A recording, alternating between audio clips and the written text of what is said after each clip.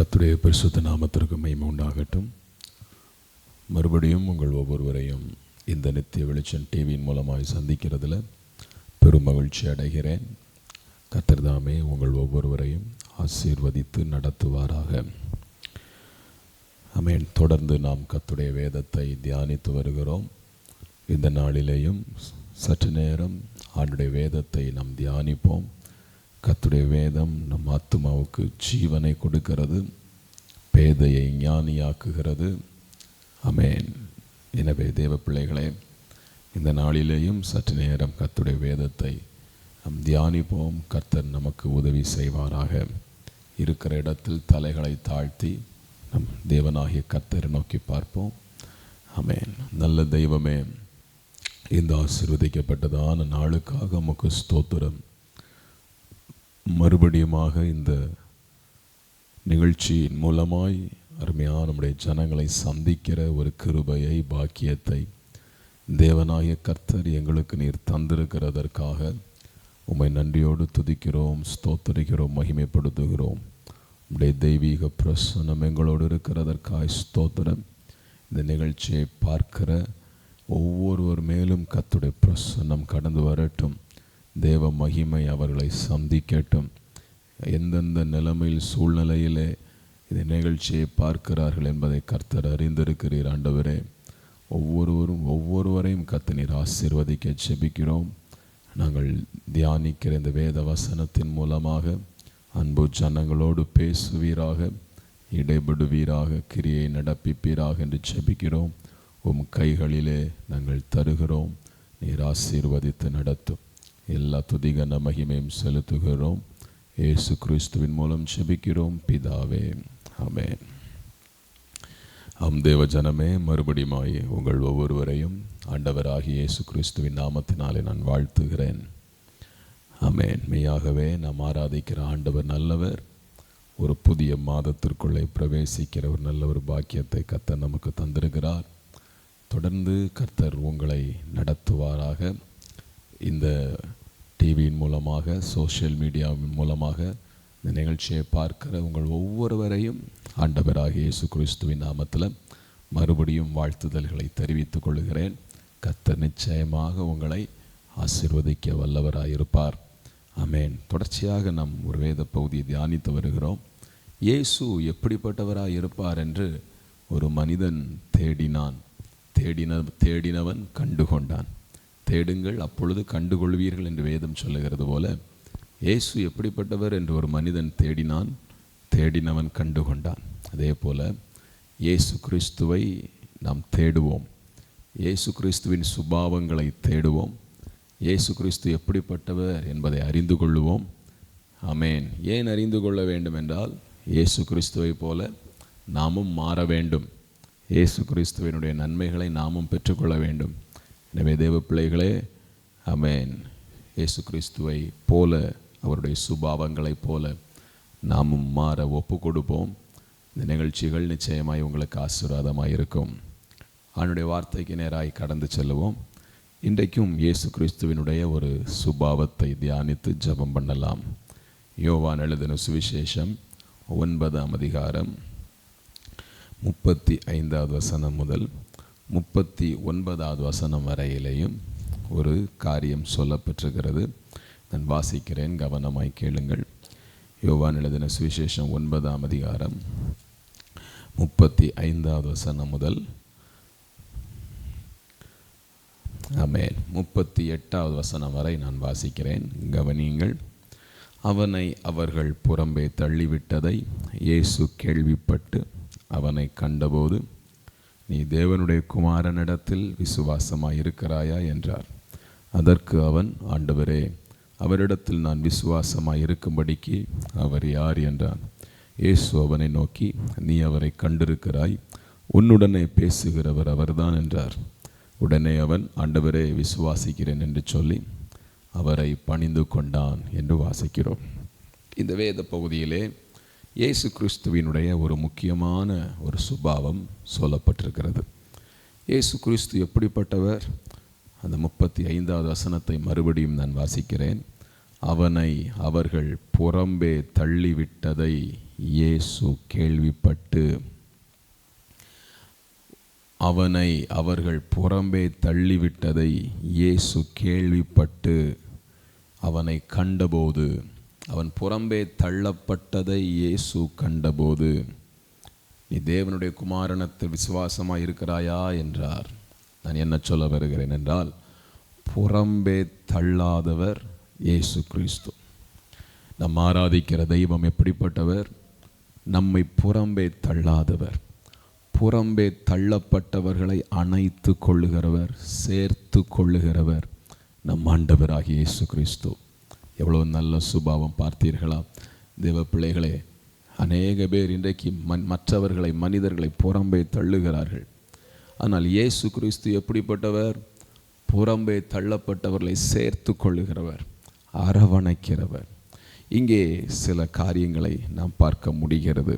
என்னை கேட்கிற தேவ பிள்ளைகளே, இன்னைக்கு நாம் என்ன தியானிக்க போகிறோம் என்றால், நேரத்தின் அடிப்படையிலே ஆமென், புறம்பே தள்ளப்பட்டவர்களை எந்தெந்த நேரத்தில் இயேசு சேர்த்து கொண்டார், யாரையெல்லாம் இயேசு சேர்த்து கொண்டார் என்று நேரத்தின் அடிப்படையில் 2 அல்லது 3, 4 காரியங்களை நம்ம சிந்திக்க போகிறோம்.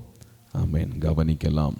முதலாவது, அதே யோவான் எழுதின சுவிசேஷம் 9ஆம் அதிகாரத்தில் நாம் சிந்திக்கும் பொழுது வேதம் நமக்கு கற்றுக் கொடுக்கிறது. ஆமென், இங்கே ஒரு மனிதன் ஆமென் பார்வை இழந்த மனிதனாக இருக்கிறான். ஸ்தோத்திரம். பிறவியிலே பார்வை இல்லாத மனிதனாக இருக்கிறான். பிறவியிலேயே பார்வை இல்லாத ஒரு நிலைமை இந்த மனிதனுக்கு இருக்கிறது. இயேசுவும் இயேசுவின் சீஷர்களும் அவனை பார்க்கிறார்கள். இயேசு கிறிஸ்து அந்த மனுஷனுக்கு ஒரு சுகத்தை கொடுக்கிறார். அவனுடைய கண்களிலே ஆமென் சேற்றை பூசி, ஆமென், நீ போய் சீலோவாம் அப்படிங்கிற ஒரு குளம் இருக்குது, அந்த குளத்தில் போய் நீ கழுவிட்டு வா, உனக்கு சுகம் கிடைக்கும் என்று இயேசு சொல்லி விடுகிறார். அதே போல் இயேசு கிறிஸ்துவின் வார்த்தையின்படியே இந்த மனிதன் ஆமென் அந்த குளத்திற்கு போய், சீலோவாம் என்கிற குளத்திற்கு போய், அங்கே போய் இந்த சேற்றை கழுவுகிறான். ஸ்தோத்திரம். இந்த கண்களை கழுவுகிறான். கண்களை கழுவி வேதம் சொல்லுகிறது, அவன் பார்வை அடைந்தவனாய் திரும்பி வருகிறான். இவன் பார்வை அடைந்தான். இயேசு கிறிஸ்து இந்த மனிதனுக்கு ஒரு நன்மை செய்கிறார். இயேசு கிறிஸ்து இந்த மனிதனுக்கு ஒரு அற்புதம் செய்கிறார். பிறவியிலேயே இந்த மனிதன், பார்வை இல்லாத மனிதன், பல வருடங்களாய் ஆமென் குறைந்தது 20 வருடங்களுக்கு மேலாக இந்த மனிதன் பார்வை இல்லாத மனிதனாய் வாழ்ந்து கொண்டிருக்கிறான். இயேசு கிறிஸ்து இவனுக்கு மனம் இறங்கி தேவனுடைய நாமம் மகிமைப்படுவதற்கு எதுவாய் இந்த மனிதனுக்கு ஒரு சுகம் கொடுக்கிறார், விடுதலை கொடுக்கிறார், அற்புதம் செய்கிறார். ஆனால் இந்த நன்மையை பெற்றுக்கொண்ட இந்த மனிதன் சந்தோஷப்படுகிறான், கர்த்தருடைய நாமத்தை மகிமைப்படுத்துகிறான். ஆனால் இவனை சார்ந்த அநேக பேர் இவனுடைய சுகத்தை கண்டு பொறாமைப்பட்டார்கள். இவன் எப்படி பார்வை அடையலாம், இவன் பார்வை அடைஞ்சிட்டானே, இது எப்படி சாத்தியம், இது நடக்கக்கூடாதே என்பது போல் அவனுடைய சுகத்தை விரும்பாத சில பேர், ஆமென், அல்லது இயேசு கிறிஸ்துவின் மீது இருக்கிற வெறுப்பை இந்த மனிதன் மூலமாய் காண்பிக்கிற சில பேர் இவனை புறம்பே தள்ளினார்கள். இயேசு கிறிஸ்துவின் இடத்திலிருந்து நன்மையை பெற்றுக்கொண்டது நிமித்தமாய் புறம்பே தள்ளினார்கள். ஆம் தேவ பிள்ளைகளே, இன்னைக்கு நீங்களும் அதே போல் இயேசு கிறிஸ்துவை ஆராதிக்கிறதுனால, இயேசுவின் இடத்திலிருந்து நன்மையை பெற்றுக்கொண்டதுனால புறம்பே தள்ளப்பட்டிருக்கலாம். இயேசு கிறிஸ்துவை ஆராதிக்கிறதுனாலே இன்னைக்கு அநேக பேர் தன் பிள்ளைகளை கூட புறம்பே தள்ளுகிறதை பார்க்கிறோம். இயேசுவை அறிந்திருக்கிறதினாலே, சபைக்கு போகிறதினாலே, இயேசு கிறிஸ்துவினுடைய வசனத்தை வாசிக்கிறதுனாலே, வேதத்தை கையில் தூக்குகிறதினாலே இன்னைக்கு எத்தனையோ பேர் குடும்பத்தை விட்டு விரட்டப்படுகிறார்கள். வேதாகமத்தை தூக்குகிறதினாலே, வேதாகமத்தை பிடித்து எரிக்கிறவர்கள் எத்தனையோ பேர் இருக்கிறார்கள். வீட்டை விட்டு விரட்டுகிறவர்கள் உண்டு. சபையை கிராமத்தை விட்டு விரட்டுகிறவர்கள் உண்டு. தேவ பிள்ளைகள், அதே போல ஒரு நிலைமையில தான் இந்த மனிதன் இருக்கிறான். புறம்பே தள்ளப்பட்டான். வேதம் சொல்லுகிறது, அவன் புறம்பே தள்ளப்பட்டதை இயேசு கண்டபொழுது அவனை சேர்த்து கொண்டார் என்று நாம் பார்க்க முடிகிறது. இவனை புறம்பே தள்ளினவர்கள் யார் என்று, யாரெல்லாம் இவரை புறம்பே தள்ளினார்கள் சொல்லி நம்ம பார்க்கும் பொழுது, யோவான் 9ஆம் அதிகாரம் 22, 23 சொல்லுகிறது, அவன் தாய் தகப்பன்மார் கூட அந்த கிராமத்தில் இருக்கிற பெரிய மனிதர்களுக்கு பயந்து இந்த பார்வையில்லாத மனிதனை புறம்பே தள்ளினார்களாம். ஏற்றுக்கொள்ளவில்லை, புரிந்து கொள்ளவில்லை. ஆமென், ஸ்தோத்திரம். அவர்கள் கூட இந்த மனிதனை கனம் பண்ணி சந்தோஷமாக ஏற்றுக்கொள்ள முடியாத ஒரு நிலைமை இங்கே இருக்கிறது. தன் தாய் கூட, தன் தகப்பன் கூட புறம்பே தள்ளுகிற ஒரு அனுபவம் இந்த மனிதனுக்கு. யோவான் 9ஆம் அதிகாரம், தாய் புறம்பே தள்ளுகிறது. யோவான் 9ஆம் அதிகாரம் 22ஆம் வசனம், 23ஆம் வசனம். யோவான் 9ஆம் அதிகாரம் 8வது வசனத்திலே நம்ம பார்க்க முடிகிறது, அவனுடைய அயலகத்தார் அவனை புறம்பே தள்ளினார்கள். 9ஆம் அதிகாரம் 8ஆம் வசனம், 16வது வசனம், 40வது வசனம், இதெல்லாம் நீங்கள் வாசித்து பார்ப்பீர்கள் என்று சொன்னார். அவனுடைய அயலகத்தார் புறம்பே தள்ளுகிறார்கள். அவனுக்கு அறிமுகமானவர்கள் அவனை புறம்பே தள்ளுகிறார்கள். வேதம் எங்களுக்கு நல்ல தெரியும்னு சொன்ன பரிசேயர்கள், வேதத்தை அறிந்த பரிசேயர்கள் கூட இந்த மனிதனை புறம்பே தள்ளினார்கள். ஆமென். ஆம் தேவ பிள்ளைகளே, ஸ்தோத்திரம். இப்படி தாயினாலே, தெரிந்தவர்களாலே, உறவினர்களாலே, அயலகத்தினராலே, வசனம் தெரிந்தவர்களாலே புறம்பே தள்ளப்பட்ட இந்த பார்வையில்லாத மனிதனை இயேசு கண்டு அவனை சேர்த்து கொண்டார், அவனை அரவணைத்து கொண்டார். அவனை புறம்பே தள்ளாமல் இயேசு கிறிஸ்து அவனை பாதுகாத்தார். தேவ பிள்ளைகளே, இயேசுவை ஏற்றுக்கொண்டதுனால, இயேசுவினிடத்திலிருந்து நன்மையை பெற்றுக்கொண்டதுனால, இயேசுவினுடைய வசனத்தை வாசிக்கிறதுனால இன்றைக்கி நீங்கள் புறம்பே தள்ளப்படுறீங்களா? நீங்கள் கவலையே படாதீர்கள். இயேசு கிறிஸ்து உங்களை சேர்த்து கொள்ள ஆயத்தமாக இருக்கிறார்.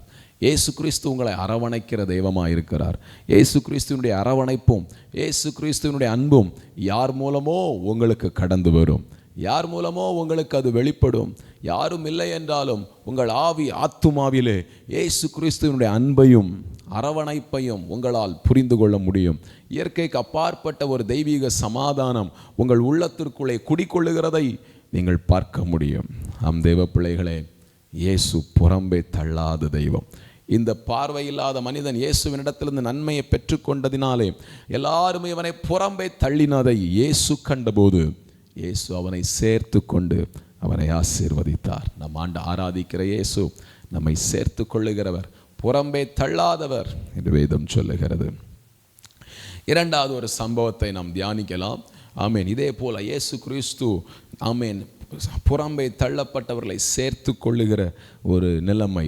இன்னொரு சம்பவத்தை பார்க்கலாம். யோவான் எழுதின சுவிசேஷம் 4ஆம் அதிகாரம் 9-10 வசனங்களை நான் வாசிக்கிறேன். யோவான் 4ஆம் அதிகாரம் 9வது வசனம் 10வது வசனம் என்ன சொல்லுகிறது என்றால், யூதர்கள் சமாரியருடனே சம்பந்தம் கலவாதவர்களானபடியால் சமாரிய ஸ்திரீ இயேசுவை நோக்கி, அவரை நோக்கி, நீர் யூதனாயிருக்க சமாரிய ஸ்திரீயாகிய என்னிடத்தில் தாகத்துக்கு தா என்று எப்படி கேட்கலாம் என்றாள். யூதர்கள் இங்கே ஒரு சமாரிய ஸ்திரீயினோடு இயேசு பேசுகிறார். இயேசு அவர்களோடு பேசி அவர்களை ஆசீர்வதிக்கிற ஒரு சம்பவம் இங்கே சொல்லப்பட்டிருக்கிறது. வழக்கமாக யூதர்கள் சமாரிய ஊரை சார்ந்தவர்களோடு பேச மாட்டார்கள்.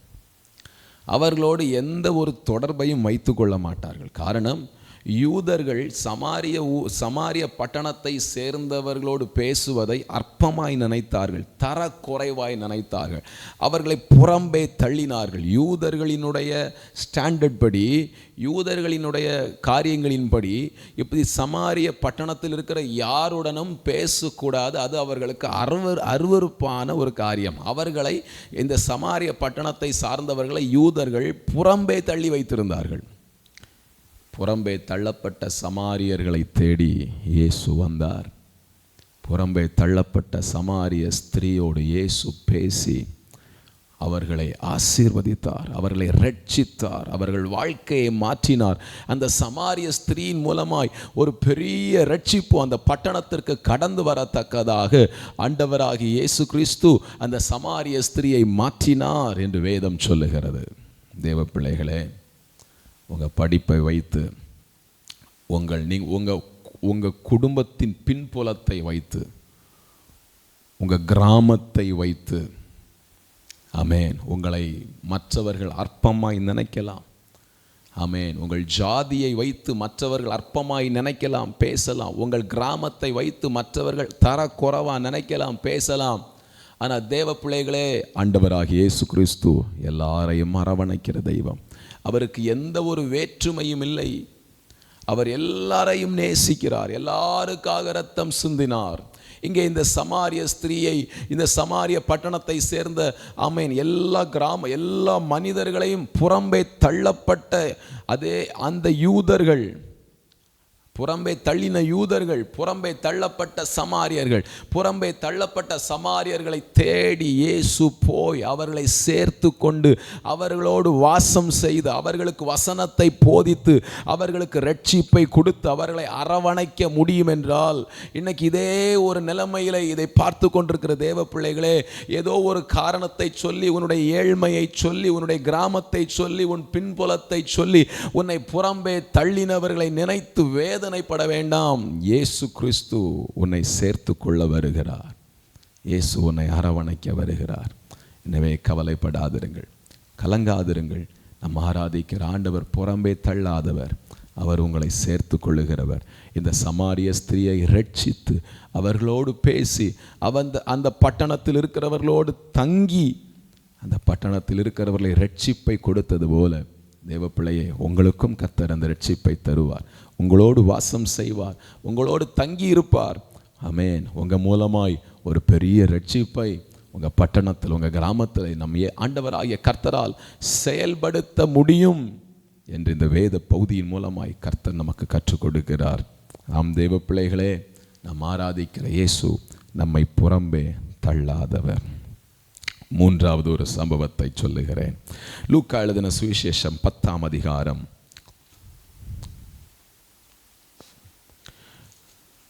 லூக்கா எழுதின சுவிசேஷம் 10ஆம் அதிகாரம் 30வது வசனத்திலிருந்து 37வது வசனம் வரையிலேயும் நாம் கவனிக்கும் பொழுது இங்கே ஒரு சம்பவம் சொல்லப்பட்டிருக்கிறது. ஆமென். லூக்கா எழுதின சுவிசேஷம் 10ஆம் அதிகாரம் 30வது வசனத்திலிருந்து 37வது வசனம். ஆமென். ஸ்தோத்திரம். 32வது வசனத்தை பார்க்கிறேன். அந்தபடியே ஒரு லேவியனும் அந்த இடத்தில் வந்து அவனை கண்டு பக்கமாய் விலகி போனான். 31ஆம் வசனம் வாசிக்கிறேன். அப்பொழுது தற்செயலாய் ஒரு ஆசாரியன் அந்த வழியை வந்து அவனை கண்டு பக்கமாய் விலகி போனான். சமாரியன் ஒருவன் பிரயாணமாய் வருகையில் அவனை கண்டு மனதுருகி கிட்ட வந்து காயங்களில் எண்ணெயும் திராட்சரசமும் வார்த்து காயங்களை கட்டி சுய வாகனத்தில் ஏற்றி சத்திரத்திற்கு கொண்டு போய் அவனை பராமரித்தான். இங்கே ஒரு மனிதன் காயப்பட்டு கிடக்கிறான். எருசலேமில் இருந்து பிரயாணமாய் எரிகோ என்கிற பட்டணத்திற்கு போய்கொண்டிருந்த ஒரு மனிதன். அந்த மனிதன் கள்ளர் கையில் அடிபட்டு வழியிலே சித்திரவதை பண்ணப்பட்டு அவனுடைய வஸ்திரங்களை பிடுங்கி அவனுக்கு இருந்த எல்லா உடைமைகளையும் எடுத்துக்கொண்டு கள்வர்கள் போய்விட்டார்கள். இந்த மனிதன் நடுவழியிலே குற்றுயிராய் கிடக்கிறான். அப்பொழுது அந்த வழியிலே ஒரு ஆசாரியன் வருகிறான். ஆசாரியன் கடந்து வருகிறான். ஆசாரியன் யார்? கர்த்தருடைய ஊழியத்தை செய்கிறவன். ஆமென். அடிபட்டு கிடக்கிறான். தண்ணி கொடுக்கிறது கூட யாரும் இல்லை, வஸ்திரம் கொடுப்பதற்கு யாரும் இல்லை. கர்த்தருடைய அன்பை அறிந்த ஒரு மனிதன், கர்த்தருடைய வசனத்தை அறிந்த ஒரு மனிதன், கர்த்தருடைய வேதத்தை அறிந்த மனிதன், சத்தியத்தை அறிந்த ஒரு மனிதன் அந்த வழியாய் வருகிறான். என்ன செய்திருக்க வேண்டும்? இந்த மனிதனுக்கு உதவி செய்திருக்கணும், பராமரிச்சிருக்கணும், அரவணைச்சிருக்கணும். ஆனால் வேதம் சொல்லுகிறது, பார்த்துக்கிட்டு பார்க்காத மாதிரி போனான். ஆசாரியன் பார்த்தான், ஆனால் விலகி போனான், புறம்பே தள்ளினான். நமக்கு எதுக்கு வம்பு என்று புறம்பே தள்ளினான். தேவப்பிள்ளைகளை, இரண்டாவது ஒரு மனிதன், லேவியனாகிய ஒரு மனிதன். இந்த மனிதனும் கர்த்தருடைய சட்டத்திட்டங்களை அறிந்தவன். லேவியன் தான் ஆசாரியனாய் மாற முடியும். இவனும் கர்த்தருடைய சட்டத்திட்டங்களை அறிந்தவன், வேதத்தை படித்தவன். ஆனால் இந்த மனிதனும் அடிபட்டு கிடக்கிறவனை புறம்பே தள்ளினான். ஆனால் மூணாவது ஒரு மனிதன், சமாரிய பட்டணத்தை சேர்ந்த ஒரு மனிதன் வருகிறான். அங்கே வந்து அவனை கண்டு மனதுருகி அவன் காயத்தை கட்டி அவனை பராமரித்தான் என்று வேதம் சொல்லுகிறது. ஆம் தேவ பிள்ளைகளே, நம்முடைய வாழ்க்கையில் இதே போல அடிபட்டு கிடக்கிறதுனால, வருமானத்தில் அடிபட்டு கிடக்கிறதுனால, பண கஷ்டத்தில் அடிபட்டு கிடக்கிறதுனால, வியாதியில் அடிபட்டு கிடக்கிறதுனால, மற்றவர்களைப் போல ஆடம்பரமாக வாழ முடியாததுனால இன்னைக்கு உங்களை புறம்பே தள்ளுகிற மனிதர்கள் இருக்கலாம். மற்றவங்கள மாதிரி உங்களால் சரியாக வாழ முடியல, படிக்க வைக்க பிள்ளைகளை படிக்க வைக்க சரியாக முடியல. ஆமென். வறுமை நிமித்தமாய் அடிபட்ட ஒரு நிலைமை, ஏதோ ஒரு காரியம் உங்களை வாழ்க்கையிலே அடிபட்டு கிடக்கிறது நிமித்தமாய் ஆமென் நம்மை புறம்பே தள்ளுகிற மனிதர்கள் உண்டு. இப்படிப்பட்ட நிலைமையில் இருக்கிறீர்கள் அதே பிள்ளைகளே. ஆமென். எப்படி அடிபட்டு கடந்த இந்த மனிதனை சேர்த்து கொள்வதற்கு ஒரு மனிதனை கர்த்தர் அனுப்பினாரோ அதே போல காயப்பட்டு இருக்கிறீர்களா? வேதனையோடு இருக்கிறீர்களா? ஏதோ ஒரு குடும்ப சூழ்நிலை உங்களை கீழே விழத்தள்ளி இருக்கிறதா? இது நிமித்தமாய் உங்களை புறம்பே தள்ளின மனிதர்கள் இருக்கிறார்களா? கவலைப்படாதிருங்கள். எப்படி ஒரு சமாரியன் அந்த மனிதனை தேடி வந்து உதவி செய்தானோ, இயேசு உங்களை தேடி வந்து உங்கள் வாழ்க்கையில் உதவி செய்வார். நீங்கள் எதிர்பாராத நபர்கள் மூலமாக ஆண்டவராகிய இயேசு கிறிஸ்து உங்களை அரவணைக்கிறதை பார்க்க முடியும், உங்களை சேர்த்து கொள்ளுகிறதை பார்க்க முடியும். இங்கே வேதம் தெரிந்தவர்கள் உதறி தள்ளினார்கள், சட்டம் தெரிந்தவர்கள் உதறி தள்ளினார்கள், புறம்பே தள்ளினார்கள். தனக்கு உதவி செய்வார்கள் என்று நம்பின மனிதர்கள் புறம்பே தள்ளினார்கள். ஆனால் எதிர்பாராத ஒரு மனிதன் வந்து இவனை பராமரித்தது போல ஆண்டவராகிய இயேசு கிறிஸ்து உங்களை பராமரிப்பார். நீங்கள் நம்பினவர்கள், நீங்கள் எதிர்பார்த்தவர்கள், இவர்களெல்லாம் எங்களை காப்பாற்றுவாங்க நினைச்சவங்க உங்களை புறம்பே தள்ளி இருக்கலாம். ஆனால் ஆண்டவராகிய இயேசு கிறிஸ்து ஆமென் உங்களுக்கு உதவி செய்வார். எப்படி உதவி செய்வார்? நீங்கள் எதிர்பாராத நபர்கள் மூலமாய் கர்த்தர் உங்களுக்கு உதவி செய்கிறவர், உங்களை சேர்த்து கொள்ளுகிறவர். அப்படி எதிர்பாராத ஒரு நபர் உங்களுக்கு உதவி செய்யும் போது நீங்கள் தெரிஞ்சுக்கணும், இயேசு உதவி செய்கிறார். இயேசு இந்த நபர் மூலமாக என்னை அரவணைக்கிறார், இயேசு என்னை சேர்த்து கொள்ளுகிறார் என்பதை அறிந்து கொள்ள வேண்டும். தேவ பிள்ளைகளே, இயேசு புறம்பே தள்ளாதவர், புறம்பே தள்ளப்பட்டவர்களை சேர்த்து கொள்ளுகிறவர்.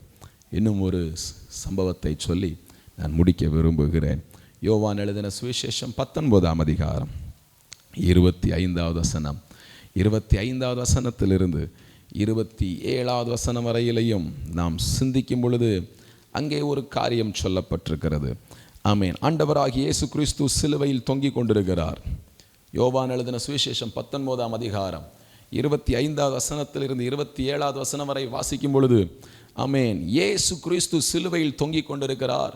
சிலுவையின் அருகே இயேசுவின் தாய் மரியாள் நின்று கொண்டிருக்கிறாள். இயேசு கிறிஸ்துவினுடைய அன்பான சீஷன் என்று அழைக்கப்படுகிற யோவான் நின்று கொண்டிருக்கிறான். இப்பொழுது மரியாளுக்கு ஒரு பதற்றம். ஆமென், இனி எனக்கு யார் இருக்கிறார்கள்?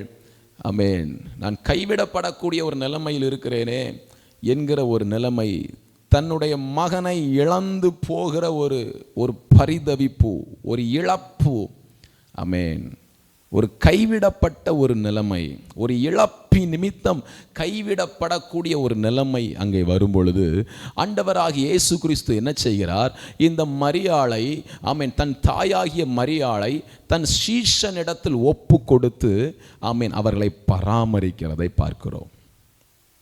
கைவிடப்படுகிற ஒரு நிலைமையிலே, ஏதோ ஒரு இழப்பின் நிமித்தம் பாதிக்கப்படுகிற நேரத்தில், ஏதோ ஒரு இழப்பு, விரும்பத்தகாத ஒரு இழப்பு உங்கள் வாழ்க்கையில் வரும்பொழுது, எல்லாமே நம்மளை விட்டு போயிடுச்சே, கைவிடப்பட்டுட்டோமே, ஆமென் ஸ்தோத்திரம், புறம்பே தள்ளப்பட்டதை போல உணர்கிறோமே என்ற நிலைமை வரும்பொழுது கர்த்தர் நம்மை சேர்த்து கொள்ளுகிறவர். இங்கே மரியாள் ஆமென் ஸ்தோத்திரம் தான் கைவிடப்பட்டதே போல உணரும் பொழுது இயேசு கிறிஸ்து மரியாளை புறம்பே தள்ளி விடாதபடி, எப்படியா வாழ்ந்துட்டு அப்படி விடாம, புறம்பே தள்ளாம மரியாளை கர்த்தர் தன் சீஷன் கையில் ஒப்பு கொடுத்து சேர்த்து கொண்டார், அரவணைத்தார், பராமரித்தார் என்று வேதம் சொல்லுகிறது. தேவ பிள்ளைகளே, இந்த வேத வசனத்தின்படி நாம் கற்றுக்கொள்ளுகிற காரியம் என்ன? ஆமென் ஸ்தோத்திரம், இழப்பின் நிமித்தம், ஏதோ ஒரு இழப்பின் நிமித்தம் கைவிடப்பட்டதை போல உணர்கிறீர்களோ, எனக்கு இனி யார் இருக்கிறார்கள் என்று நினைக்கிறீர்களோ, இல்லை தேவ பிள்ளைகளே, கர்த்தர் உங்களை சேர்த்து கொள்ளுவார். ஆமென். நம்ம ஆராதிக்கிற ஆண்டவர் நல்லவர். நான் சொன்ன இந்த 4 சம்பவத்தை நீங்கள் சிந்தித்து பார்ப்பீர்கள் என்று சொன்னால், பார்வையில்லாத ஒரு மனிதன், சமாரிய ஸ்திரீ, கள்ளர் கையில் அகப்பட்டவன், ஆமென் இயேசுவின் தாயாகிய மரியாள், இவர்கள் எல்லாரும் புறம்பே தள்ளப்பட்ட ஒரு நிலைமை வந்த பொழுது ஆண்டவராகிய இயேசு கிறிஸ்து அவர்களை சேர்த்து கொண்டார், அரவணைத்தார் என்று பார்க்கிறோம். இந்த நாளிலேயும் ஏதோ ஒரு நிலைமையிலே புறம்பே தள்ளப்பட்டவர்களாக நீங்கள் உணர்கிறீர்களா? தேவ பிள்ளைகளை, நீங்கள் கவலைப்படாதிருங்கள், நீங்கள் கலங்காதிருங்கள். ஆண்டவராகிய இயேசு கிறிஸ்து உங்களை சேர்த்து கொள்ள வருகிறவர். இயேசு கிறிஸ்துவின் மேல் நம்பிக்கையாயிருங்க. இயேசு என்னை சேர்த்து கொள்வார், நம்பிக்கையாயிருங்க. கர்த்தர் நிச்சயமாக உங்களை சேர்த்து கொள்வார். உங்களை புறம்பே தள்ளவே மாட்டார். ஒரே ஒரு வசனத்தை வாசித்து நான் முடிக்கிறேன். 146 சங்கீதம் அதனுடைய 5வது வசனம், 7வது வசனம், 8ஆம் வசனங்கள் எல்லாம் வாசிக்கும் பொழுது 7வது வசனத்தை வாசிக்கிறேன், கவனியுங்கள். அவர் ஒடுக்கப்பட்டவர்களுக்கு நியாயம் செய்கிறார், பசியா இருக்கிறவர்களுக்கு ஆகாரம் கொடுக்கிறார், கட்டுண்டவர்களை கர்த்தர் விடுதலையாக்குகிறார், குருடரின் கண்களை கர்த்தர் திறக்கிறார், மடங்கடிக்கப்பட்டவர்களை கர்த்தர் தூக்கி விடுகிறார், நீதிமான்களை கர்த்தர் சிநேகிக்கிறார், பரதேசிகளை கர்த்தர் காப்பாற்றுகிறார். அவர் திக்கற்ற பிள்ளையையும் விதவையையும் ஆதரிக்கிற தெய்வம். தெய்வ பிள்ளைகளே, இன்றைக்கு இதை பார்த்து கொண்டிருக்கிற உங்கள் ஒவ்வொருவரையும் கர்த்தர் ஆதரிப்பார், உங்களை சேர்த்து கொள்ளுகிறார். நம்ம செய்ய வேண்டியதெல்லாம் இந்த இயேசு கிறிஸ்துவை விசுவாசிங்க, நம்புங்க. அவரை தேடுகிற ஆராதிக்கிற ஒருவரையும் அவர் புறம்பே தள்ள மாட்டார், கைவிடவே மாட்டார், சேர்த்து கொள்வார். நாம் பேசின வார்த்தைகள் தேவ பிள்ளைகள் நிச்சயம் உங்களுக்கு ஆசீர்வாதமாக இருக்கும் என்று நான் நம்புகிறேன். புறம்பே தள்ளப்பட்ட நிலைமையில் இருக்கிற தேவ பிள்ளையே, கலங்காதே. கர்த்தர் உன்னை சேர்த்து கொள்ளுகிறார், கர்த்தர் உன்னை ஆசீர்வதிப்பார். அந்த ஆண்டவரை நோக்கி பார்த்து ஜெபம் பண்ணுவீங்களா? ஆண்டவரே, நான் உங்களை விசுவாசிக்கிறேன், நீர் என்னை சேர்த்து கொள்ளும் ஆண்டவரேன்னு சொல்லுங்க. கட்டாயம் கர்த்தர் உங்களை சேர்த்து கொள்வார். ஜெபிக்கலாமா?